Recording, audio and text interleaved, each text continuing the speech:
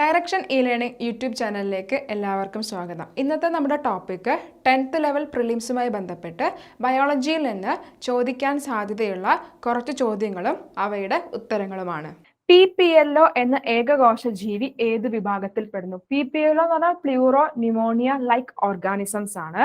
അത് ഏകകോശ ജീവിയാണ്. അതിന് കോശ ഭിത്തിയൊന്നും കാണപ്പെടുന്നില്ല, കോശഭിത്തിയില്ല, സെൽവാളില്ല. അതെന്താണ്? മൈക്കോപ്ലാസ്മിയാണ്. ഓക്കെ, PPLO എന്ന് പറയുന്നത് എന്ത് തന്നെയാണ്? മൈക്കോപ്ലാസ്മിയാണ്. ഓക്കെ, അത് ബാക്ടീരിയന്റെ ആ ഗ്രൂപ്പിൽ തന്നെയാണ് എന്ത് വരുന്നത്? ഈ മൈക്കോപ്ലാസ്മ വരുന്നത്. നെക്സ്റ്റ് ക്വസ്റ്റ്യൻ, മൃഗങ്ങളോടുള്ള ക്രൂരത അവസാനിപ്പിക്കണമെന്ന ലക്ഷ്യത്തോടു കൂടി പ്രവർത്തിക്കുന്ന സംഘടന ഏത്? അത് SPCA ആണ്. അത് society for the prevention of cruelty to animals എന്നാണ് അതിന്റെ full form. Society for the prevention of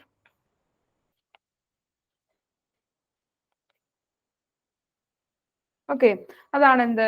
SPCA. അപ്പൊ മൃഗങ്ങളോടുള്ള ക്രൂരത അവസാനിപ്പിക്കണമെന്ന ലക്ഷ്യത്തോടു കൂടി പ്രവർത്തിക്കുന്ന സംഘടനയാണ് SPCA. നെക്സ്റ്റ് ക്വസ്റ്റ്യൻ, ശാസ്ത്രീയമായ രീതിയിൽ മത്സ്യകൃഷി നടത്തുന്നതാണ് ഫിസിക്കൾച്ചർ. ഓക്കെ, ശാസ്ത്രീയമായ രീതിയിൽ മത്സ്യങ്ങളെ മാത്രം കൃഷി ചെയ്യുന്ന രീതിയാണ് എന്ത്? ഈ ഫിസിക്കൾച്ചർ എന്ന് പറയുന്നത്. അക്വാകൾച്ചർ എന്ന് പറയുന്നത് അതർ അക്വാട്ടിക് ആനിമൽസും വരും. മത്സ്യം മാത്രമല്ല, ഞണ്ട്, കക്ക, അങ്ങനത്തെ മറ്റുള്ള അക്വാട്ടിക് ആനിമൽസിനെ, നമുക്ക് കഴിക്കാൻ പറ്റുന്ന മറ്റുള്ള അക്വാട്ടിക് ആനിമൽസിനെയും കൂടെ കൾച്ചർ ചെയ്യുന്നുണ്ടെങ്കിൽ അതിന് അക്വാകൾച്ചർ എന്നാ പറയാം. മത്സ്യകൃഷി മാത്രമാണെങ്കിൽ അതിനെ ഫിസിക്കൾച്ചർ എന്ന് പറയും. അതാണ് അക്വാകൾച്ചറും ഫിസിക്കൾച്ചറും തമ്മിലുള്ള ഡിഫറൻസ്. എപ്പികൾച്ചർ ആണെങ്കിൽ ഹണി ബീസ്, തേനീച്ച വളർത്തുന്നത്, ശാസ്ത്രീയമായ രീതിയിൽ തേനീച്ച വളർത്തുന്നതാണ് എപ്പികൾച്ചർ. സെറികൾച്ചർ എന്ന് പറയുന്നത് സിൽക്ക് വേം, പട്ടുനൂൽ പുഴുവിന്, അതാണ് എന്ത്? സെറികൾച്ചർ എന്ന് പറയുന്നത്. ഓക്കെ, മോറികൾച്ചർ ഉണ്ട്. മോറികൾച്ചർ എന്ന് പറഞ്ഞാൽ അത് മൾബറി ലീവ്സ്, മൾബറി കൾട്ടിവേഷൻ ആണ് എന്ത്? മോറികൾച്ചർ എന്ന് പറയുന്നത്. ഓക്കെ, നെക്സ്റ്റ് ക്വസ്റ്റ്യൻ, കേരളത്തിലെ ഇഞ്ചി ഗവേഷണ കേന്ദ്രത്തിന്റെ ആസ്ഥാനം. കേരളത്തിലെ ഇഞ്ചി ഗവേഷണ കേന്ദ്രം സ്ഥിതി ചെയ്യുന്നത് അമ്പലവയൽ, വയനാട് അമ്പലവയലാണ് ഇഞ്ചി ഗവേഷണ കേന്ദ്രം സ്ഥിതി ചെയ്യുന്നത്. അതുപോലെ കേരള കാർഷിക സർവകലാശാല സ്ഥിതി ചെയ്യുന്നത് വെള്ളാനിക്കര മണ്ണുത്തിയാണ്. കേരള കാർഷിക സർവകലാശാല സ്ഥിതി ചെയ്യുന്നത് വെള്ളാനിക്കര മണ്ണുത്തിയാണ്. അതുപോലെ കേരളത്തിന്റെ നെല്ല് ഗവേഷണ കേന്ദ്രം ഒന്ന് സ്ഥിതി ചെയ്യുന്നത് പട്ടാമ്പിയാണ്. ഓക്കെ, കേരളത്തിന്റെ നെല്ല് ഗവേഷണ കേന്ദ്രം സ്ഥിതി ചെയ്യുന്നത്, ഒരു ഗവേഷണ കേന്ദ്രം സ്ഥിതി ചെയ്യുന്നത് പട്ടാമ്പിയാണ്. നെക്സ്റ്റ് ക്വസ്റ്റ്യൻ, വായുവിലൂടെ പകരാത്ത ഒരു രോഗമാണ് ഏത്? മലേറിയ. മലേറിയ ട്രാൻസ്മിറ്റ് ചെയ്യുന്നത് അനോഫിലസ് മോസ്കിറ്റോസ് വഴിയാണ്. ഫീമെയിൽ അനോഫിലസ് മോസ്കിറ്റോസ് വഴിയാണ് മലേറിയ ട്രാൻസ്മിറ്റ് ചെയ്യുന്നത്. മലേറിയക്ക് കാരണമായിട്ടുള്ളത് ഒരു പ്രോട്ടോസോവൻ ആണ്, പ്ലാസ്മോഡിയം. പ്ലാസ്മോഡിയം എന്ന് പറയുന്നത് എന്താണ്? ഒരു പ്രോട്ടോസോവൻ ആണ്. അത് ബാക്ടീരിയ, വൈറസ് ആ വിഭാഗത്തിലല്ല പെടുന്നത്. അതൊരു പ്രോട്ടോസോവൻ ആണ്. അത് ഫീമെയിൽ അനോഫിലസ് മോസ്കിറ്റോസ് വഴിയാണ് അത് ട്രാൻസ്മിറ്റ് ചെയ്യുന്നത്. ഓക്കെ, അപ്പം ഈ പ്ലാസ്മോഡിയത്തിന്റെ കാരിയർ അല്ലെങ്കിൽ വാഹകർ ആരാണെന്ന് ചോദിച്ചാലും അതാരാണ്? ഫീമെയിൽ മോസ്കിറ്റോസ് ആണ്. ഓക്കെ, ബാക്കിയൊക്കെ വായുവിലൂടെ പകരുന്ന രോഗമാണ്. ചിക്കൻ പോക്സ്, ക്ഷയം, വില്ലൻ ചുമ. ഓക്കെ, ഇതിന് ചിക്കൻ പോക്സ് വൈറസ് ആണ് ഉണ്ടാക്കുന്നത്. ചിക്കൻ പോക്സ് വൈറസ് ആണ്. ക്ഷയം എന്ന് പറയുന്നത് ബാക്ടീരിയ ആണ്. വില്ലൻ ചുമയും ബാക്ടീരിയ ആണ് ഉണ്ടാക്കുന്നത്. നെക്സ്റ്റ് ക്വസ്റ്റ്യൻ, മനുഷ്യനിലെ സ്ഥിരദന്തങ്ങളുടെ എണ്ണം എത്രയാണ്? മനുഷ്യനിൽ കാണപ്പെടുന്ന സ്ഥിരദന്തങ്ങൾ എത്രയാണ്? പെർമനന്റ് ടീത്ത് എന്ന് പറയുന്നത് 32 ആണ്. മിൽക്ക് ടീത്ത് അല്ലെങ്കിൽ പാൽപ്പല്ലുകളുടെ എണ്ണം എന്ന് പറയുന്നത് 20 ആണ്. ഓക്കെ, അതായത് ജനിച്ച ശേഷം ആദ്യം മുളയ്ക്കുന്ന പല്ലുകളാണ് ഇത് പാൽപ്പല്ലുകൾ എന്ന് പറയുന്നത്. അവയുടെ എണ്ണം എന്ന് പറയുന്നത് എത്രയാണ്? 20 ആണ്. സ്ഥിരദന്തങ്ങളുടെ എണ്ണം എത്രയാണ്? 32 എണ്ണമാണ്. ഓക്കെ, ദെൻ മനുഷ്യനിൽ 4 തരത്തിലുള്ള പല്ലുകളാണുള്ളത്. ഉളിപ്പല്ല്, അതുപോലെ കോമ്പല്ല്, അതുപോലെ അഗ്രചർവണകം, ചർവണകം, അങ്ങനെ 4 തരത്തിലുള്ള പല്ലുകളാണ് മനുഷ്യനുണ്ടാവുക. ആഹാരവസ്തുക്കളൊക്കെ കടിച്ചു മുറിക്കാൻ സഹായിക്കുന്നത് ഉളിപ്പല്ലാണ്. കടിച്ചു മുറിക്കാൻ സഹായിക്കുന്നത് ഉളിപ്പല്ലാണ്. കടിച്ചു കീറാൻ സഹായിക്കുന്നത് കോമ്പല്ലാണ്. ചവച്ചരയ്ക്കാൻ സഹായിക്കുന്നത് അഗ്രചർവണകവും ചർവണകവുമാണ്.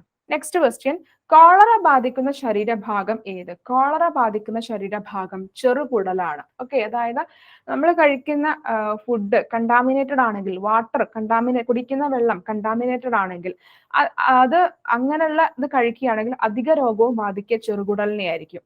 ഇനി വായുവിലൂടെ പകരുന്ന രോഗമാണെങ്കിൽ അത് ബാധിക്കുക ഏതിനെയായിരിക്കും? ശ്വാസകോശത്തിനെയായിരിക്കും. കോളറ, ടൈഫോയിഡ് അതൊക്കെ ബാധിക്കുന്നത് ചെറുകുടലിനെയാണ്. ട്യൂബർകുലോസിസ്, ക്ഷയം, അതുപോലെ വായുവിലൂടെ പകരുന്ന മറ്റു രോഗങ്ങളൊക്കെ ബാധിക്കുന്നത് ശ്വാസകോശത്തിനെയായിരിക്കും. നെക്സ്റ്റ് ക്വസ്റ്റ്യൻ, അസ്ഥികളിൽ ഏറ്റവും കൂടുതൽ കാണപ്പെടുന്ന മൂലകം ഏത്? ചോദിച്ചിരിക്കുന്നത് മൂലകം എന്നാണ്. അപ്പൊ അത് ഓക്സിജൻ ആണ് വരിക. ധാതുവാണ് ചോദിച്ചിരിക്കുന്നതെങ്കിൽ അത് കാൽസ്യം ആണ് വരിക.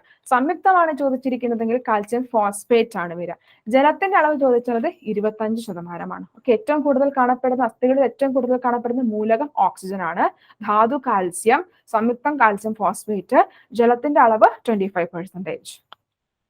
നെക്സ്റ്റ് ക്വസ്റ്റ്യൻ, MS സ്വാമിനാഥൻ വികസിപ്പിച്ചെടുത്ത ഗോതമ്പ് ഇനം ഏത്? നമുക്കറിയാം MS സ്വാമിനാഥൻ ഹരിത വിപ്ലവവുമായി ബന്ധപ്പെട്ട് പ്രവർത്തിച്ച പ്രശസ്തനായ ആളാണ്, അല്ലെങ്കിൽ സയന്റിസ്റ്റ് ആണ് MS സ്വാമിനാഥൻ. അദ്ദേഹം വികസിപ്പിച്ചെടുത്ത ഗോതമ്പിന്റെ ഇനമാണ് സർബതി സൊണോറ. ഈ സർബതി സൊണോറ എന്ന് പറയുന്നത് സെമി ഡ്വാർഫ് വീറ്റ് വെറൈറ്റി ആണ്. Okay, semi dwarf wheat variety ആണ്. അത് ഇന്ത്യയിൽ തന്നെയാണ് വികസിപ്പിച്ചെടുത്തത് ഹരിത വിപ്ലവത്തിന്റെ സമയത്ത്. എന്നാൽ അതുപോലെ നോർമൻ ബോർലോഗിനെയാണ് നമ്മൾ MS സ്വാമിനാഥനെ നമ്മൾ അറിയപ്പെടുന്നത് ഹരിത വിപ്ലവത്തിന്റെ പിതാവ്, ഇന്ത്യയിൽ ഹരിത വിപ്ലവത്തിന്റെ പിതാവ് എന്നായിട്ടാണ്. അതേപോലെ തന്നെ ലോകത്തിൽ ഹരിത വിപ്ലവത്തിന്റെ പിതാവ് എന്നറിയപ്പെടുന്നത് നോർമൻ ബോർലോഗ് ആണ്. ബോർലോഗ് അവാർഡ് എന്ന് പറയുന്നത് എന്തുമായി ബന്ധപ്പെട്ടതാണ്? അഗ്രികൾച്ചറുമായി ബന്ധപ്പെട്ടതാണ്. അദ്ദേഹം വികസിപ്പിച്ചെടുത്ത സെമി ഡ്വാർഫ് റൈസ് വെറൈറ്റി ആണ് IR8. തായ്ലാന്റ്, തായ്വാൻ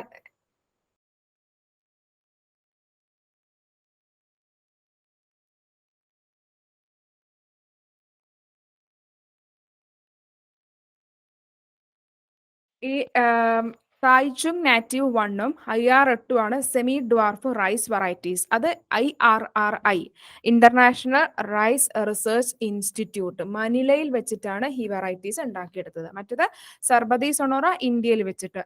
ഈ സൊണാലിക, കല്യാൺ സോണ, സൊണോറ 64 ഇതൊക്കെ വീറ്റിന്റെ, ഗോതമ്പിന്റെ മറ്റ് വെറൈറ്റീസ് ആണ്. നെക്സ്റ്റ് ക്വസ്റ്റ്യൻ, അമേരിക്കൻ പ്ലാഗ് എന്നറിയപ്പെടുന്ന രോഗം ഏത്? അമേരിക്കൻ പ്ലാഗ് എന്നറിയപ്പെടുന്ന രോഗമാണ് yellow fever. Okay, yellow fever. എലിപ്പനിക്ക് കാരണമായിട്ടുള്ള അത് ബാക്ടീരിയ ആണ്. ലെപ്റ്റോസ്പൈറ എക്ട്രോഹെമറേജിയ എന്ന് പറഞ്ഞിട്ടുള്ള ബാക്ടീരിയ ആണ് എലിപ്പനിക്ക് കാരണം. അതുപോലെ പ്ലാഗിന്റെ മറ്റൊരു വിഭാഗമാണ് ബുബോണിക് പ്ലാഗ് എന്ന് പറയുന്നത്. Okay, bubonic plague. പ്ലേഗിന് കാരണമായിട്ടുള്ളത് ബാക്ടീരിയ തന്നെയാണ്, Yersinia pestis. Okay, Yersinia pestis ആണ് പ്ലേഗിന് കാരണമായിട്ടുള്ളത്. ഈ ബുബോണിക് പ്ലേഗ്, അതുപോലെ പൾമണറി പ്ലേഗ്, അങ്ങനെ ഡിഫറെന്റ് ടൈപ്സ് ഓഫ് പ്ലേഗ് ഉണ്ട്. Okay, bubonic plague, pulmonary plague, അങ്ങനെ ഡിഫറെന്റ് ടൈപ്സ് ഓഫ് പ്ലേഗുകളാണുള്ളത്. അതിൽ ഏറ്റവും ഡേഞ്ചറസ് ആയിട്ടുള്ളതാണ് ഇത്, ഈ ബുബോണിക് പ്ലേഗ് എന്ന് പറയുന്നത്. ഓക്കെ, അത് ലിംഫ് നോഡ്സിനെയാണ് അത് ബാധിക്കുക. ഈ ബുബോണിക് പ്ലേഗ് ബാധിക്കുന്നത് ലിംഫ് നോഡ്സിനെയാണ്. ഇത്തരം വീഡിയോസ് കൂടുതൽ ലഭിക്കാനായി direction learning YouTube channel subscribe ചെയ്യുക, ഷെയർ ചെയ്യുക, ലൈക്ക് ചെയ്യുക. താങ്ക്